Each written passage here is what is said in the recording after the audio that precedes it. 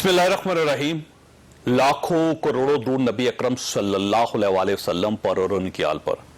ख़वातीन ज़ात, आपको याद होगा मुल्क में बासर और बाइख्तियार खानदानों के 3 बच्चे अगवा हुए थे।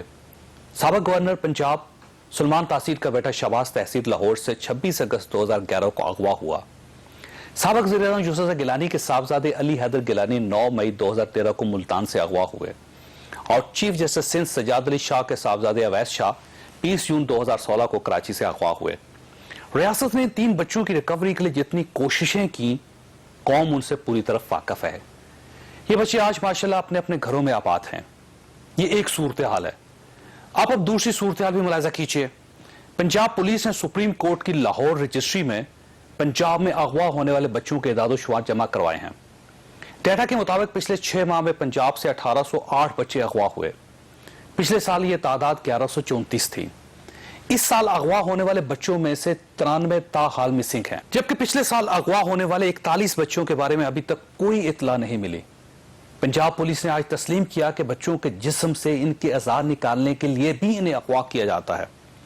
लाहौर के गिरदोनवाब में इन वारदातों में मुसलसल इजाफा हो रहा है।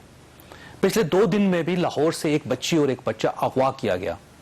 ये काम मुनज़्ज़म गिरोह कर रहे हैं, लेकिन सवाल यह है कि इन बच्चों की प्रोटेक्शन की जिम्मेदारी किसकी है? अगवाकारों के ये गिरोह किसने खत्म करने हैं? इनके लिए पॉलिसी किसने बनानी है? इन बच्चों की हुकूमत, इन बच्चों के लिए वजीर आजम और इन बच्चों का वजीर आला कब और कहां से आएगा? क्या इस मुल्क में रियासत सिर्फ वजीर आजम, गवर्नर और चीफ जस्टिस के साहबजादों को साहबजादे समझती है? क्या आम शहरी के बच्चे बच्चे नहीं हैं? और क्या ये रियासत इन बच्चों की रियासत नहीं है? अगर वजीर आजम और वज़रा के सीने में दिल है तो इन्हें एक बार, जी हां सिर्फ एक बार, अपने सीने पर हाथ रखकर अपने दिल से यह सवाल जरूर पूछने चाहिए। मेरी अदालत से भी दरख्वास्त है कि आपने अगर यह मामला उठाया है तो आप इसको मंतकी नतीजे तक जरूर पहुंचा कर रहिएगा। मुल्क में कम से कम बच्चे जरूर महफूज होने चाहिए। ख़वातीन सिंध असम्बली कल अपने नए चीफ मिनिस्टर का फैसला करेगी। पीटीआई ने अपने सिर्फ 3 अरकान के बावजूद मुराद अली शाह से मुकाबले का फैसला किया है। यह बहुत खुशाइंद है और मैं इस जमहूरी कदम पर पीटीआई की क़यादत को खराज तहसीन पेश करता हूं, जबकि इनके मुकाबले में एमक्यूएम ने हम शराकती जमहूरियत पर बिलीव करते हैं। ये जो कन्वेंशनल डेमोक्रेसी है, जो एग्जिस्टिंग डेमोक्रेसी है, जो मौजूदा जमहूरियत है, इसमें हम बिलीव नहीं करते। आज हमने बहुत गौर व खौस के बाद, डिस्कशन करने के बाद हमने यही फैसला किया है कि फिलहाल ना हम इन्हें अपोज कर रहे हैं, ना इन्हें सपोर्ट कर रहे हैं। हम एब्सटेन करेंगे, हम बेताल्लुक रहेंगे। जब इस हाउस की करारदादों की अहमियत नहीं, इस हाउस के वोटिंग की अहमियत नहीं, इस हाउस में एक जालिम मेजॉरिटी अपनी मनमानी कर रही है, तो हम मुखालफत करें या हिमायत करें, तबाही सिंध का मुकद्दर बन गई है। तो ऐसी सूरत हाल में हम इस वोटिंग को और इस वोटिंग के ड्रामे से अपने आप को बाहर रख रहे हैं। एमक्यूएम ने इलेक्शन में गैर जानबदार रहने का फैसला किया। क्या एमक्यूएम का यह कदम जमहूरी है?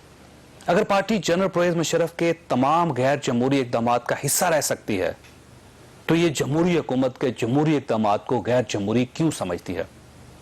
यह हमारा आज का इशू होगा। हमारे साथ रहिएगा। प्रोग्राम में दोबारा खुश आमदीद। हमारे साथ तशरीफ रखते हैं सेनेटर आजिज धमरा साहब, पाकिस्तान पीपल्स पार्टी के साथ इनका ताल्लुक है, हमारे मेहमान है इस वक्त।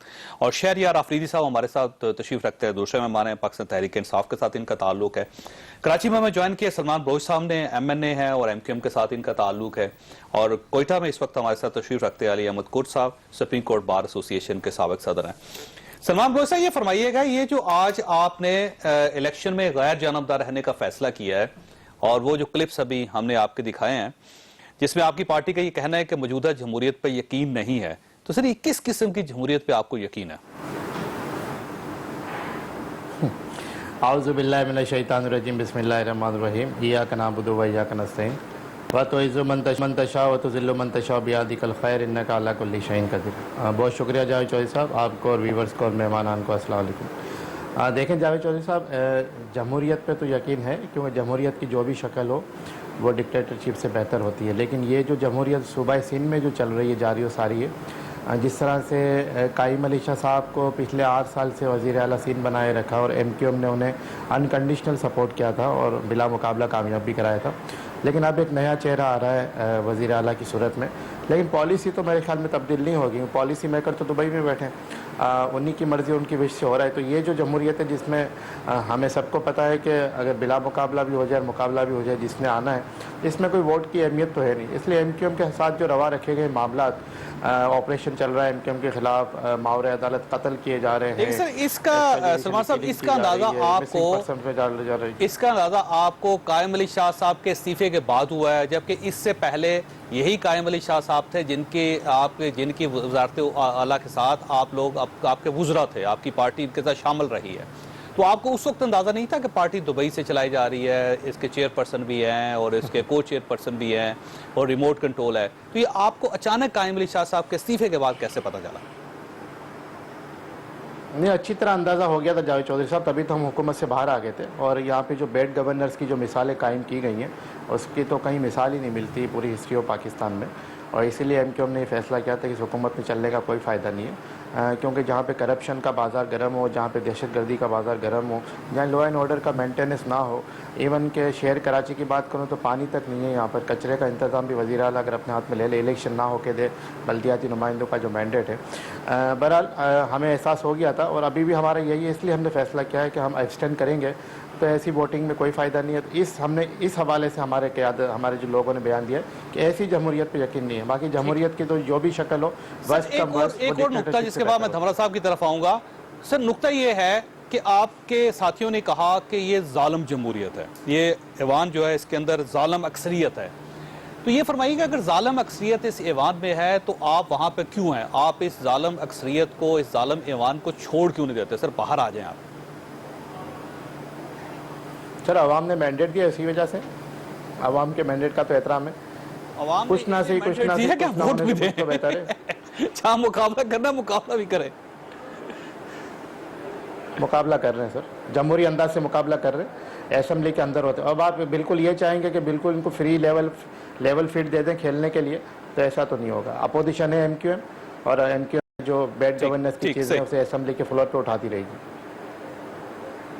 बिल्कुल सही। तमन्ना साहब, बात यह है कि आपके पुराने कोलीग्स भी, आपके पुराने कोलिशन पार्टनर भी, कराची के सबसे बड़े, हैदराबाद के सबसे बड़े स्टेक होल्डर भी, वो भी आपकी जमहूरियत को जालिम जमहूरियत समझते हैं, जालिम ऐवान समझते हैं। तो आप कैसे हुकूमत चलाएंगे वहाँ पर सर? बिस्मिल्लाहिर्रहमानिर्रहीम। बड़े मेरे अच्छे दोस्त हैं सलमान साहब, मुझे इनका बड़ा एहतराम रहता है, मगर आज पता नहीं विदाउट आर्ग्यूमेंट्स वो किस तरह बात कर रहे हैं कि एक तरफ वो सूबे सिंध की सिर्फ अक्सरियत को जालमाना जमहूरियत और अक्सरियत का नाम दे रहे हैं, और नेशनल असेंबली में भी बैठे हैं, और इसी अक्सरियत की बुनियाद पर वफाकी हुकूमत भी कायम है। और इसी तरह फिर चारों सूबों के अंदर, सिंध समेत चारों सूबों के अंदर जिस पार्टी की जहां अक्सरियत है और वहां पर वह हुकूमत कायम है, तो वहां पर कोई जालमाना जमहूरियत नजर नहीं आती, सिर्फ सिंध में आती है।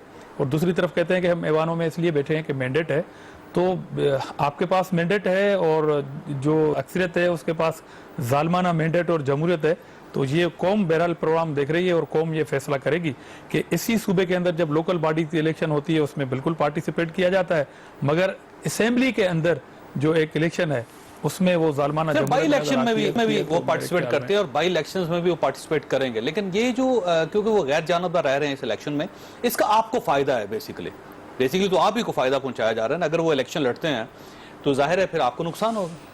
नहीं, मेरे ख्याल में कि अक्सरियत के हवाले से पाकिस्तान पीपल्स पार्टी के पास अददी शुमार इतना है कि वो इलेक्ट कर सकती है अपना चीफ मिनिस्टर। बहरहाल मुत्तहदा कौमी मूवमेंट का अपना एक ख्याल है कि वो इलेक्शन में हिस्सा न ले, मगर उसको नाम जो है वो जालमाना जमहूरियत दे, और अक्सरियत से अगर डिनाई किया जाए तो ये कौन सा डेमोक्रेटिक एक रिस्पांस है या व्यू है, पॉइंट ऑफ व्यू, ये मुझे समझ में नहीं आता। ठीक, मैं कुर साहब की तरफ जाकर फिर सर आपकी तरफ आता हूं। शेर कुर साहब, ये फरमाइएगा सर कि ये जो एक जमहूरियत की डेफिनेशन है, सियासत की डेफिनेशन है, हर पार्टी अपनी कर रही है इस मुल्क में, MKM हो या कोई और सियासी जमात हो, पाकिस्तान मुस्लिम लीग काफ हो या पाकिस्तान मुस्लिम लीग नून हो जो पुराने ज़माने की, तो वो सर अगर परवेज़ मुशर्रफ साहब हों या जनरल ज़ियाउल हक हों, तो उनके साथ जो जमहूरी होती है उसमें, उस जमहूरियत में तो पूरी तरह पार्टिसिपेट करते हैं। लेकिन जब इस किस्म की जमहूरियत आती है जिसमें वाकई आवाम ने वोट दिए हैं, तो वो ये कहते हैं कि जालिम अक्सरियत है, जालिम जमहूरियत है, हम इसको नहीं मानते। तो सर किस किस्म की जमहूरियत होनी चाहिए पाकिस्तान में जिसको माना जाए? जय साहब, आपने बिल्कुल सही फरमाया है। वाकई ये तारीख़ का हिस्सा है और हम सबको इल्म है इसका, और सारी दुनिया जानती है कि जब आमरीत थी, जब जनरल परवेज़ मुशर्रफ था, तो इस मुल्क की बेशुमार पार्टियाँ, नाम लेने से क्या होता है, बेशुमार पार्टियों ने उसको सपोर्ट किया। ज़िया-उल-हक के साथ आपके इल्म में है कि ऐसी बड़ी मशहूर और मारूफ पार्टियाँ उसके साथ थी, और वो चाहते थे कि ज़िया-उल-हक को ये इख्तियार हासिल है कि वो इस मुल्क में इस्लाम का निफाज करेगा और शरीयत का निफाज होगा। इस हवाले से आपने देखा बड़े बड़े लोग और बड़ी बड़ी पार्टियों चाहते हैं सर, उनको अमीरुल मोमिनीन भी कहते हैं बिल्कुल। और जनरल परवेज़ मुशर्रफ साहब जो एमएमए ने सपोर्ट किया था उनको सर। जी बिल्कुल, हकीकत में अमीरुल मोमिनीन को कहते रहे और समझते रहे। उसके बाद जनरल परवेज़ मुशर्रफ आए, वो भी एक आमरीत थी और बहुत ज़बरदस्त किस्म की आमरीत थी। आपके सामने ये मुल्क में देखा, उसमें बड़ी बड़ी पार्टी आपके सामने बैठे हमारे दोस्त हैं, साथी, उन्होंने उसको सपोर्ट किया। बात यह है कि सारी दुनिया में ये एक निज़ाम है, एक बेहतरीन गवर्नेंस के हवाले से, एक अपने सियासी एक रियासत अपने अवाम की फलाह बहबूद के लिए, अपने अवाम की बेहतरी के लिए, खुशहाली के लिए, गुर्बत और अफलास को ख़त्म करने के लिए, बैड गवर्नेंस को ख़त्म करने के लिए, जुल्म और बेइंसाफ़ी को ख़त्म करने के लिए एक सिस्टम है। सारी दुनिया में ये सिस्टम कामयाब है, मगर हमारे मुल्क में हम सब डेमोक्रेट हैं, बिल्कुल सारे हम जत्ती सत्ती हम समझते हैं कि हम सियासी कारकुन रहे हैं, वर्कर रहे हैं, हमने जमहूरियत के लिए काम किया। कोई ऐसी जमहूरियत की तहरीक नहीं है जो अमरीत के ख़िलाफ़ और हम उसमें हम वकीलों ने काम नहीं किया। मगर अब ये अफसोस होता है कि अब इस मुल्क में जमहूरियत होते हुए भी जमहूरियत नज़र नहीं आती। जमहूरियत होने के हवाले से तो प्राइम मिनिस्टर इस मुल्क का सबसे बड़ा चीफ एग्जीक्यूटिव है, मगर आप देखते हैं कि वज़ीर आज़म साहब नज़र नहीं आते, मियाँ साहब नज़र नहीं आते, जनरल साहब नज़र आते हैं। पार्लियामेंट मौजूद है, मगर पार्लियामेंट जो है 10 मिनट के अंदर बैठ के नवाज शरीफ साहब अपनी पूरी जमहूरियत को साथ लेके लंदन चले जाते हैं और 48 दिन जमहूरियत लंदन में रहती है। इसी तरह आसिफ अली जरदारी साहब दुबई में बैठे हो, अपनी पूरी जमहूरियत को लेके वो दुबई चले गए हैं। बिल्कुल, मैं यही कहता हूँ। और दुबई में जो है जरदारी साहब बैठे हैं। अब 8 साल तक कायम अली शाह साहब थे। मैं ये उनसे पूछना चाहता हूँ, हमारे दोस्त हैं सारे, कि आप बताएं कि आपने 8 साल क्या डिलीवर क्या किया, आपने सिंध के अवाम को क्या दिया, आपने गरीबों को क्या दिया। और अब जो से साहब आ रहे हैं तो उस लिहाज से तो हमें कोई ख़ास उनसे कोई वाकफियत नहीं है, मगर बॉडी लैंग्वेज से लगता है कि कोई ख़ास तब्दीली नहीं आएगी। तो इस लिहाज से ये सिस्टम को यहाँ पे लगता ये है कि जानबूझकर उसको नाकाम करने की कोशिश की रही है। इस मुल्क में जमहूरियत है, मगर आप देखें अब ये असेसमेंट है, ये सर्वे है कि 50% से बढ़ के 60% के करीब इस मुल्क में गुर्बत आ रही है, अफलास आ रही है, बेरोजगारी है, अमन अमान का मसला आपके सामने है। हर तरफ आप देखें, आप किसी भी आदमी को खाली आप उससे किसी मामले में अगर आप बात करें, जमहूरियत बेहतरीन रिवेंज है, वो मेरा ख्याल है हमारे सियासतदान पूरी कोशिश कर रहे हैं कि इसको रिवेंज साबित करें। आप साथ रहिएगा, शहरयार साहब को शामिल करें। शहरयार साहब, पहले तो मैं आपको मुबारकबाद पेश करता हूँ, खराज तहसीन पेश करता हूँ कि आपके 3 रुकन हैं वहाँ पे सूबाई असम्बली में सिंध में, लेकिन आप इसके बावजूद इलेक्शन लड़ रहे हैं। आपकी पूरी कोशिश है कि मुराद अली शाह साहब बिला मुकाबला चीफ मिनिस्टर ना बने। ये इसको जमहूरियत कहते हैं कि आपको पता है कि आपने हार जाना है, लेकिन आप इसके बावजूद वहाँ खड़े हैं। ये फरमाइएगा MKM ने अपना उम्मीदवार क्यों नहीं खड़ा किया वहाँ से? बिस्मिल्लाहिर्रहमानिर्रहीम। सबसे पहले आपका शुक्रिया चौई साहब। किसी भी मुआशरे के लिए जमहूरी रवैये बहुत ज़रूरी हैं, और जमहूरी रवैये कब पनपते हैं? जब वहाँ पे पॉलिटिकल हार्मनी हो। सलमान बलोच साहब मेरे बड़े प्यारे भाई हैं, वो कहते हैं कि अपोजिशन का रोल हमने प्ले करना है, हम फेयर प्ले या ओपन ग्राउंड नहीं छोड़ सकते। तो अब मेरा सवाल यह है कि अगर आप ओपन ग्राउंड तो आप छोड़ रहे हैं, आप तो खुद ही इलेक्शन में पार्टिसिपेट नहीं कर रहे, तो अगर और ये कह भी रहे हैं कि जालिम है, लेट्स से, तो अगर जालिम है तो उनका तो फिर मुकाबला करना चाहिए, मुकाबला करें, हार जाए बेशक, कोई मसला नहीं। अब बात यह है कि पॉलिटिकल कल्चर के लिए, सियासी रवैयों के लिए ये जो सिस्टम है ये तब मजबूत होगा कि जितने भी मुस्बत तरीकों से जो एक खास फॉर्मेट है उसको फॉलो करते हुए लोग उसमें पार्टिसिपेट होते जाएं। एक तो ये प्रोसेस है। चौई साहब, दूसरी चीज, मैं ये एक दिल से ये बात कह रहा हूं कि ये एक पार्टी का अपना प्रेरोगेटिव है कि वो कायम अली शाह साहब को, ये मुराद अली शाह साहब हैं, XYZ, किसी को परवेज खटक साहब को, जहांगीर तरीन साहब को, किसी को भी दे दें।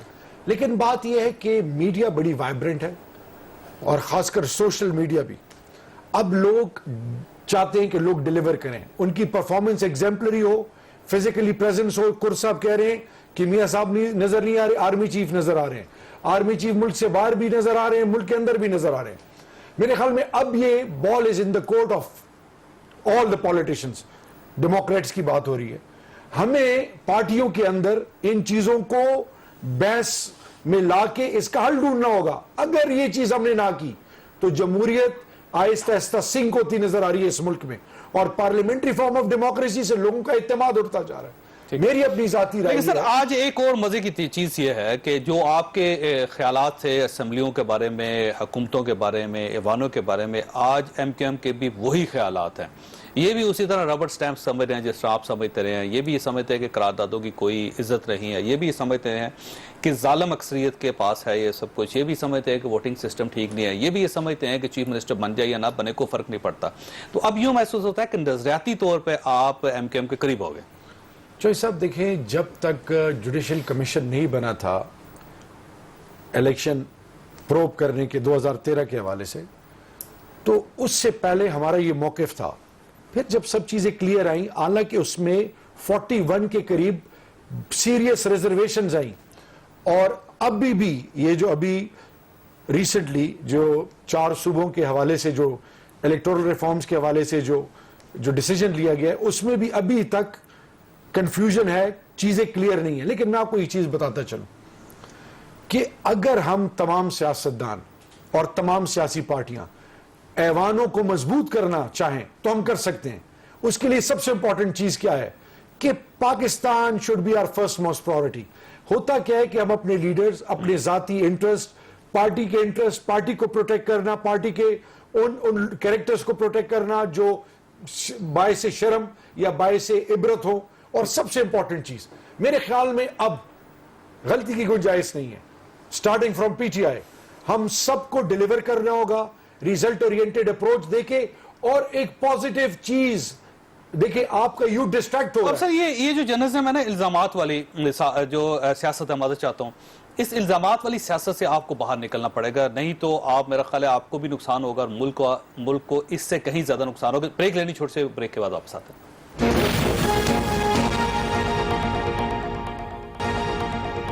प्रोग्राम में दोबारा खुश आमदीद। सलमान भाई साहब, ये फरमाइएगा सर कि आपने इलेक्शन लड़ने का फैसला किया था, आपने ये फैसला किया था कि मुराद अली शाह साहब के खिलाफ आप अपना उम्मीदवार खड़ा करेंगे, लेकिन यूं ही वसीम अख्तर साहब गिरफ्तार हुए, 12 मई की एक स्टेटमेंट जारी हुई पुलिस की तरफ से, तो उसके बाद आपने ये फैसला कर लिया। सर ये 12 मई का और इस इतने बड़े फैसले का आपस में क्या ताल्लुक है सर? नहीं चौधरी साहब, वैसे मैंने ना पार्टी में सुना, ना पार्टी के किसी लीडर से इस बात को सुना कि हमने कोई मुराद अली शाह साहब के खिलाफ इलेक्शन लड़ने का फैसला किया था। बल्कि एक्चुअली ये बात तो वसीम अख्तर भाई की गिरफ्तारी के बाद ही सामने आई है, और अचानक फैसला सामने आया कि इजलास तो जो था वो रेंजर्स इख्तियारात के हवाले से था, लेकिन दुबई में एकदम फैसला हो गया। तो हमारा कोई ना कोई ऐसा फैसला था कि हम इलेक्शन लड़ेंगे ना। हमने 12 मई की बातचीत के बाद रब्ता किया था, आप नून लीग से रब्ता करने की कोशिश भी करते रहे, नून लीग आपके राब्ते में नहीं आई, PTI ने मिलने से इनकार कर दिया, तो उसके बाद ये फैसला किया कि हम अपना उम्मीदवार नहीं ला रहे। नहीं जावेद चौधरी साहब, देखें जो हमारे पार्लियामेंट लीडर हैं, जो अपोजिशन लीडर हैं ख्वाजा इजहार भाई, 3 दिन पहले उनके वालिद साहब की डेथ हो गई, वो तो वहाँ बिजी थे। राब्ता कमेटी की तरफ से भी किसी ने कोई ऐसा वो नहीं किया, क्यों, मैं तो यही हूँ, मुझे पता है ऐसा कोई मामला ही नहीं था। और आज ही जो है सुबह असेंबली में जो हमारी पार्लियामानी पार्टी MPs है उनका फैसला हुआ, आज ही हुआ, और आज ये फैसला सामने आया कि जब इलेक्शन नहीं लड़ेंगे। ये हमारी पार्लियामानी पार्टी का फैसला है, इससे पहले ऐसी कोई बात थी ही नहीं, मेरे इल्म में नहीं, ना पार्टी में। ठीक, बिल्कुल सही, बिल्कुल सही, बिल्कुल सही। और 12 मई के इंकशाफात जो है उससे आपको कोई, आप खाइफ नहीं, आपका ख्याल ये है कि आप इस बयान पे कायम है कि वसीम अख्तर साहब का यह बयान नहीं है और ये मैनिपुलेट किया गया पुलिस की तरफ से? देखिए, ये तो कल वसीम भाई की तरफ से भी जेल से एक बयान आ गया ना सामने कि जी मैंने सिर्फ वही हकाइक बताए 12 मई के हवाले से जो मैंने पहले बताए थे, और उन्होंने एक दफ़ा से फिर इस बात को रिट्रेट किया है जावेद चौधरी साहब MQM के और कायदे तरीक अल्ताफ हुसैन भाई के इस स्टांस को कि आप 12 मई के हवाले से जुडिशल कमीशन बनाइए, उसकी थोरो प्रोब कीजिए, इन्वेस्टिगेशन कीजिए, क्योंकि उसमें MQM के भी 14 कारकुनान शहीद हुए थे, पख्तून कारकुनान, जिसमें हमारे पास पते भी, और भी 40 लोगों की यहाँ पे शहादत हुई थी, इंसान का खून बहा था। तो किसी पे तो जिम्मेदारी आएगी कि आखिर ये 12 मई का साना हुआ क्यों था।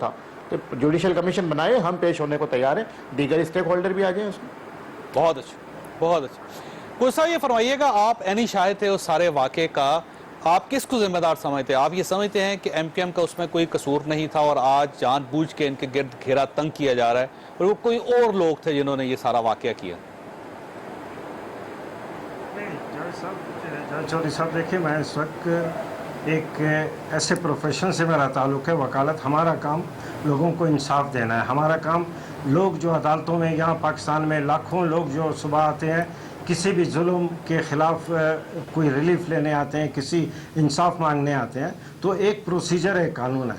जहाँ तक ये बात है कोई JIT के सामने या पुलिस के सामने कोई स्टेटमेंट है, उसकी कोई कानूनी हैसियत नहीं है। पुलिस के सामने जो भी स्टेटमेंट होगा उसको, या जो भी डिस्क्लोजर होगा, जो भी इंकशाफ होगा, उसकी कोई अहमियत नहीं। बाकी बात यह है कि 12 मई के हवाले से वो यकीनन इस मुल्क का एक बहुत बड़ा अलमिया है। वो एक आमलियत के कहने पे, एक आमलियत के कहने पे, और एक इस मुल्क की तारीख, इस मुल्क की बल्कि दुनिया की जमहूरियत के लिए एक लाजवाल एक मूवमेंट के दौरान, जबकि वकला और चीफ जस्टिस कराची जा रहे थे, और उस पे जो जिस तरीके से उनको रोका गया और जिस तरीके से उनको एयरपोर्ट से निकलने ही नहीं गया, जिसमें हम सारे मौजूद थे, हमें रोका गया, और 43 पाकिस्तान के शहरी, जिसमें हमारे वकील शामिल थे, बाकी हमारे कराची के शहरी शामिल थे, 43 जो लोग शहीद हुए, वो तो उस दिन से ये बात वाज़ेह है कि मारने वाला कौन था। सब सारी दुनिया को मालूम है कि मारने वाला कौन था। और सर, आप गवाह थे, अली अहमद गुर साहब, और आप पाकिस्तान के सबसे बड़े वकला में शामिल होते हैं, चीफ जस्टिस के करीब थे आप, तो सर ये फरमाइएगा कि आप गवाही तो दें कम से कम, कि आप अपनी गवाही क्यों छुपा रहे हैं? अगर आप समझते हैं कि जिम्मेदार नहीं, मैं नहीं, हर आदमी, हर वकील आपको कहेगा उस वक्त जो उंगलियां उठ रही थी वो MQM की तरफ उठ रही थी, और परवेज मुशर्रफ और MQM के जो ताल्लुकात थे वो सबके सामने माले मगर हमने हमेशा ये कहा है, हम इल्ज़ाम की बात नहीं करते, हम वकील हैं। हम कहते हैं कि एक कमीशन बनाया जाए, जुडिशल कमीशन बनाया जाए, और सबसे बड़ा, और वकीलों की चौधरी इफ्तिखार से सबसे बड़ी नाराज़गी की वजह यही थी कि जब वो चीफ जस्टिस बहाल हुए तो उसके बाद वकीलों ने उनको कहा कि आप सो मोटिस है, इससे जो 12 मई का वाक़या है, जो आपके लिए हुआ, आपके रिस्टोरेशन के लिए हुआ, आपके जजेस के लिए रिस्टोरेशन के वाले हुआ, रूल ऑफ लॉ की तहरीक को रोकने के लिए हुआ। हमने कहा चौधरी साहब को, वकीलों ने कहा कि आप सो मोटो लो, मैं नहीं जानता, बल्कि सारे आपको कोई भी वजह दे सकते हैं। चौधरी साहब ने बेशुमार सो मोटो लिए, मगर 12 मई के हवाले से उनके कलम में कोई ताकत नहीं आई।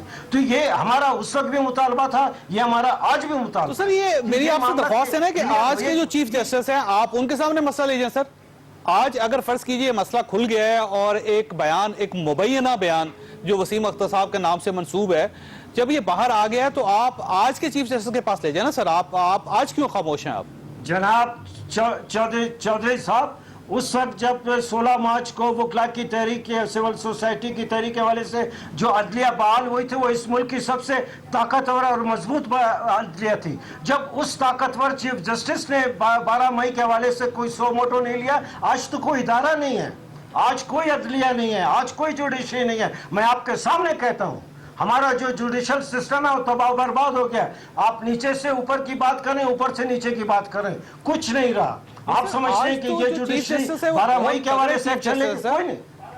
आप ये कैसे कह सकते हैं कोच साहब कि ये जो जुडिशरी है, ये जुडिशरी नहीं है, और आज के चीफ जस्टिस साहब जो हैं वो इतने मजबूत चीफ जस्टिस साहब नहीं है? कैसे कह सकते हैं सर आप? देखें चौधरी साहब, जब आप मुझे बुलाते हैं इस अपने प्रोग्राम में, आपको ये तवक्को होती है कि ये आदमी जो कुछ कहेगा सही कहेगा। मैं आपको सही कह रहा हूँ, सामने कहूंगा, और मैं बढ़ के बरमला कहता हूँ, कोई जुडिशल सिस्टम नहीं है। इस मुल्क में कोई पॉलिटिकल सिस्टम नहीं है, कोई सियासी जमायतें नहीं है। आज सियासी वर्कर इस मुल्क में पैसे लेके काम करते हैं। इसका मतलब सोचे जो पॉलिटिकल सोसाइटी था सिस्टम खत्म कर दिया आपने, अदलिया खत्म कर दिया, सियासी जमायतें खत्म होगी, जल्द से जुलूस खत्म हुए। और यही वजह है आज पानामा जिसमें 450 पाकिस्तानियों के नाम आए हैं और इन्होंने के अरबों रुपए इस पर एक ही लॉ फर्म में इन्होंने इन्वेस्ट किए हुए हैं। और इस मुल्क में जो गुर्बत है उसकी ये जो गुर्बत है यही हमारे पैसे जब बाहर जाते हैं तो गुर्बत है। आपको इस मुल्क में किसी को किसी गुर्बत की जिसके घर में अफलास है, जिसके घर में गुर्बत है, उसका एहसास नहीं है। ये जो एक बार रुकिएगा को साहब, ये जो 12 मई का इशू सर डेवलप हो गया, वसीम अख्तर साहब का बयान और उसके बाद उनसे मंसूब एक बयान सामने आ रहा है, ये रियासत क्यों खामोश है सर? 48 लोग मर गए थे उस वक्त, शहीद हो गए थे, सड़कों पर लाशें पड़ी हुई थी, कराची के जो हालात है वो खराब हो गए थे, तो अब ये मसला उठाया क्यों नहीं जाता सर इसको? देखिए जी, ये बड़ी बदकिस्मती है। सकूतर ढाका से 1971 से एक किस्सा शुरू होता है। बल्कि आप पीछे चले जाएं और अगर आपको याद हो तो जिन्ना साहब के बारे में, असल में पाकिस्तान में मुसीबत ये है कि हम टेक्स्ट बुक अप्रोच को लेके चलते हैं। जब आप न्यूट्रल ऑब्जर्वर को, हिस्टोरियंस को पढ़ते हैं तो बहुत सारी चीज़ें ऐसे निकलती हैं कि जिन्ना साहब से पता चलता है कि उनका आखिरी जो 1 साल था वो बड़ा तज़बज़ब और कंफ्यूजन में वो सर दूर की बात है, सिर्फ 12 मई बताइए। नहीं सर 12 मई देखिए, जब क्लियर हो रही है चीजें सर। बुनियाद, जब एक रियासत खुद ये कह रही है साहब, जब रियासत की बुनियाद एक बच्चे की अपब्रिंगिंग ही खराब हो और आप उससे एग्जेम्पलरी परफॉर्मेंस की एक्सपेक्ट करें, नहीं सर, वो आप देखें 70 साल पुरानी चीजें सही नहीं कर सकेंगे हम। इट हैज एन इफेक्ट, इसका इफेक्ट दूर तक जाता है, ट्रिकल डाउन इफेक्ट होता है। अब आज ये तो अजीब सी बात है ना, जिस तरह हुकूमत ये कहती है कि आप पुरानी करप्शन के केसेस भी खोलें, आप कहते हैं नहीं, बिल्कुल खोलें, आप ये कहते हैं वज़ीर-ए-आज़म से शुरू करें, और यहाँ पे आप ये कह रहे हैं कि 12 मई को आप पहले क़याम पाकिस्तान से स्टार्ट करें। सर आप 12 मई पे हैं ना। बदकिस्मती से चौधरी साहब, आप जैसे लिटरेट लोग, वो जो लोगों की सोच बदलते हैं कलम के जरिए, अपने अल्फाज और अपनी शऊर के जरिए, वो आज ये बात कर रहे हैं। मैं ये कहना चाह रहा हूं कि पीटीआई ने कभी नहीं कहा 47 से लेकर अब तक तमाम करप्ट लोगों को, अपना मौक़िफ़ आपके सामने रखा है। मैं ये कह रहा हूं कि it should start from the prime minister because he is the chief executive of the state. अब बात चौधरी साहब ये आती है, 12 मई पे कमीशन बनवाए ना आप सर। देखिए मेरी बात सुने, बारहा इस पे बात हुई, मेरा चेयरमैन, मेरे पार्टी का लीडर कराची गया। देखिए, हम ये चाहते हैं कि पॉलिटिकल हार्मनी के साथ साथ वो तमाम महरक़ात, तमाम वो चीजें जिससे आम आदमी को, स्टेट को या किसी भी इदारे को नुकसान पहुंचाओ, उनका for once and for all एहतसाब होना चाहिए। अब इस सिलसिले में देखिए, अब वसीम अख्तर साहब ने बात की नहीं की, इस पे गुफ्तगू तब तक नहीं होनी चाहिए जब तक वाकई इस पे जुडिशियल कमीशन इसको ब्रो। एमकेएम को जिम्मेदार समझते हैं 12 मई? देखिए मेरी बात सुने, मैं लान तान में नहीं पढ़ना चाहता, ठीक है, मैं सिर्फ ये कहना चाहता हूं कि for once and for all इस तरह बल्दिया टाउन वाला भी वो तमाम वो चीजें फैसले होने चाहिए, कोर्ट में फैसला, कमीशन टाउन का जीआईटी का फैसला आज तक सामने नहीं आया। दमरा साहब की तरफ जाना, लेकर ब्रेक लूंगा, आपकी तरफ आता हूं, छोटे से ब्रेक को, ब्रेक के बाद आप साथ हैं।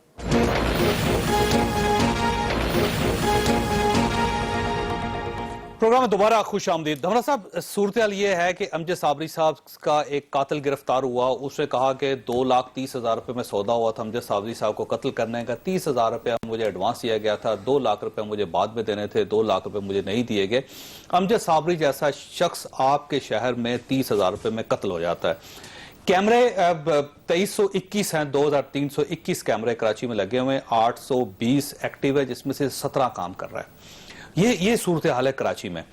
और जब इस किस्म की सूरत हाल में एमक्यूएम ये कहती है कि 12 मई पे आप एहतसाब कर लें, आप कमीशन बना लें, उस कमीशन में हम पेश होने के लिए तैयार हैं, तो पीपल्स पार्टी की गवर्नमेंट इस पर खामोश होती है। क्यों खामोश होती है सर? नहीं चौधरी साहब, पहली बात तो 12 मई का जब वाक़या हुआ तो उसमें वफाक में जनरल मुशर्रफ की हुकूमत थी और सूबे में वजारत दाखिला मुत्तहिदा कौमी मूवमेंट के पास थी और वज़ीर आला अरबाब गुलाम रहीम थे। उसके बाद चौधरी इफ्तिखार का एक पावरफुल जुडिशरी सिस्टम एक काम करता है इस मुल्क में, जो 17 ग्रेड के अफसर की ट्रांसफर और पोस्टिंग पे सो मोटर एक्शन ले सकता था और वो डायरेक्ट इफेक्ट ही थे, जैसे कुर्स साहब ने कहा। अगर चलो पीपल्स पार्टी ने मसलियत का भी कोई मुजाहरा किया, तो मेरे ख्याल में चौधरी इफ्तिखार इतने पावरफुल चीफ जस्टिस जिसने एक प्राइम मिनिस्टर को घर भेज दिया था और सिटिंग वफाकी वज़रा को जेल भेज देते थे, तो उन पर भी ये रिस्पांसिबिलिटी आयद होती थी। के बावजूद 48 लोगों की जानें जो है ना उसको हम जाया नहीं कर सकते, बिल्कुल नहीं कर सकते। अब अगर उन्होंने जुडिशल कमीशन का एक मुतालबा खुद ही कर दिया है, तो मेरे ख्याल में वफाकी हुकूमत को खत लिख देना चाहिए चीफ जस्टिस ऑफ पाकिस्तान को, और बिल्कुल जुडिशल कमीशन होना चाहिए, ताकि तारीख के अंदर वो जो शोधा है 12 मई के, जो भी क्लेम करते हैं, मुत्तहदा कहती है कि हमारे कारकुन, हमारे अपने कारकुन एएनपी के कारकुन थे, आम शहरी थे। आई वाज देयर, हम बाल बचे, हम इस्तकबाल के लिए एयरपोर्ट की तरफ गामजन थे। तो जब सब स्टेक होल्डर क्लेम कर रहे हैं कि हमारे उसमें शहीद शामिल है, तो बिल्कुल अब इस मुल्क में अब ये देखिएगा सर कि होम मिनिस्टर उनका था और वो तस्लीम किया कि मैंने डी वेपनाइज किया था, पुलिस को मैंने कहा था कि वेपन लेके नहीं, और वो तो थी आई विटनेस कि बिल्कुल पुलिस के पास वेपन नहीं थे। अच्छा ये फरमाइएगा सलमान बलोच साहब कि ये एक बार बार ये कहा जाता है कि 12 मई जब ये वाकया हुआ तो उस वक्त पाकिस्तान का बच्चा बच्चा जानता था। कुर्स साहब ने अभी ये फरमाया कि पूरी दुनिया जानती है सर कि एमकेएम उसमें मुलव्वस थी। तो सर ये आपके ऊपर क्यों उंगली उठ रही है? जब आपका कोई उसमें इन्वॉल्वमेंट नहीं थी तो क्यों हर पार्टी ये समझती है कि आप कहीं ना कहीं इन्वॉल्व जरूर थे? देखें जावेद चौधरी साहब, एक तो मैं कोर्ट साहब की बात को आगे बढ़ाऊंगा कि ऐसा कोई भी बयान जो पुलिस के सामने ड्यूरिंग पुलिस कस्टडी दिया जाए वो काबिल कबूल नहीं होता, ना वो एतराफ़ी बयान कहलाता है, वो तफ्तीश कहलाती है, और तफ्तीशी रिपोर्ट जो है तफ्तीशी अफसर लिखता है। ऐसा बयान जो दफ़ा 164 के तहत किसी मजिस्ट्रेट के सामने रिकॉर्ड हो, वो कन्फेशनल स्टेटमेंट या एतराफ़ी बयान कहलाता है, जिसकी कोर्ट ऑफ लॉ में in the eyes of law उसकी अहमियत होती है। नंबर 1, और वसीम अकरम साहब इस बात से डिनाई कर चुके हैं। अब पुलिस ने क्या रिपोर्ट जारी की और 9 साल के बाद ये वाक़या क्यों उठाया गया, ये हमारी समझ से बालातर है। क्यों वसीम अख्तर साहब MNA भी रहे, फिर इसी शहर कराची में रहे, आप वो नामजद मेयर है, क्यों नहीं पकड़ा? उन्हें पकड़ना चाहिए था, बिल्कुल पकड़े, हम तो कहते हैं, लेकिन पुलिस को ये हक नहीं है कि वो अदालत से पहले अदालत लगाए। नंबर 1, उस दिन हमारी भी रैली थी, 12 मई की जो रैली थी, MQM ने एक बहुत बड़ी रैली अनाउंस की हुई थी और वो चीफ जस्टिस के प्रोग्राम से पहले की हुई थी। अगर MQM का कोई ऐसा इंटेंशन होता जावेद चौधरी साहब, तो MQM उस रैली में अपनी औरतों को और बच्चों को ना बुलवाते। हमारी औरतें, माएँ बहनें, बच्चे वहाँ शरीक थे। MQM का कोई ऐसा इंटेंशन नहीं था। बहरहाल इसको जितना आप खींचेंगे उतना खींचता चला जाएगा, लेकिन बात वही है कि उंगलियां, कोर्ट साहब ने भी ये कहा कि उंगलियां उठती हैं। तो मैं तो इसमें यह कहूँगा कि अगर बाकी में जब एजेंसीज ने ये रिपोर्ट दी थी कि कोई फसाद का मसला है वहाँ पे, कोई ऐसा अंदेशा है, चीफ जस्टिस साहब को कहा था कि आप कराची ना जाइए, लेकिन वो बजीद होकर उस वक्त के चीफ जस्टिस इफ्तिखार चौधरी कराची आए, सुबह से लेकर शाम तक एयरपोर्ट के VIP लाउंज में बैठे रहे, बाहर लोग मरते रहे, वो बाहर तो नहीं आए। और एजेंसी ने यह भी कहा था, वजारत दाखिला ने कहा था आप बाहर मत जाइएगा, आप वापस चले जाइए, लेकिन वापस नहीं गए। मेरी नज़र में सबसे बड़े जिम्मेदार इसमें इफ्तिखार चौधरी हैं। इसी वजह से शायद उन्होंने 12 मई के लिए सू मोटो एक्शन नहीं लिया। आज मैं मुतालबा करता हूँ आपके फोरम से, तवज्जो से, कि 12 मई का जो है वो जुडिशल कमीशन बनाया जाए, उसमें चीफ जस्टिस इफ्तिखार चौधरी को, उस वक्त जो उनके साथ वकला रहनुमा थे वो भी, शायद कुर्ट साहब तो वसूली आदमी है और बीइंग वकील मैं उन्हें पसंद भी करता हूँ क्योंकि हमेशा हक और सच कहते हैं, और इन्होंने चीफ जस्टिस की बहाली के बाद शायद चीफ जस्टिस का सामने जो है उसूली मौक़िफ़ अपनाया और शायद वो पेश भी नहीं हुए। इसी वजह से वो कुर्ट साहब जो है वकला में मशहूर भी हैं। इससे आगे बढ़ते हैं। अब देखें वसीम अख्तर के खिलाफ ये सारा मामला करना क्यों करना, क्योंकि वसीम अख्तर के पास 2.5 करोड़ आवाम का, कराची शहर के आवाम का मैंडेट है, वो नामजद मेयर है। सिर्फ और सिर्फ उनकी नामजदगी ना हो मेयर के हवाले से, मेयर मुंतखब ना हो सके, ये सारा ड्रामा रचाया गया। और आज इलेक्शन कमीशन ने फौरी तौर पर मेयर और चेयरमैन के इलेक्शन का शेड्यूल भी अनाउंस कर दिया। वाह! लेकिन एक बात हम बताना चाहते हैं कि इलेक्शन हो रहे हैं, लेकिन एक बात बताना चाहते हैं जावेद चौधरी साहब के MQM की जानिब से जो मेयर का उम्मीदवार है वो वसीम अख्तर ही और वसीम अख्तर ही रहेगा। वो इलेक्शन लड़ेंगे आप हर सूरत, ख्वाह जेल में हो? सर पहले मिसालें मौजूद है, इंडिया की मिसाल है, पाकिस्तान में मिसाल है। फूलन देवी जो इलेक्शन लड़ी थी इंडिया से, MLA बन के बाहर आ गई थी, तो उसमें क्या है? जेल से भी इलेक्शन, जब जेल से BA का, मैट्रिक का, इंटर का एग्जाम दिया जा सकता है कि वसीम अख्तर साहब जेल में रह के भी मेयर का इलेक्शन लड़ेंगे? बिल्कुल लड़ेंगे इंशाल्लाह, बिल्कुल लड़ेंगे। ओके, अब ये फरमाइए, कुर्स साहब के आपकी तरफ बॉल आती है। कुर्स साहब के ये कहते हैं कि आप क्योंकि वकील हैं, आप जुडिशल कमीशन बनवा सकते हैं, आप अपील कर सकते हैं, आप गवाही दे सकते हैं, आप बात कर सकते हैं, तो सर आप क्योंकि खुद उस हिस्सा थे उस सारे वाक़े का, तो आप सर खुद अपील करें, खुद दरख्वास्त लेके जाएं कोर्ट के पास।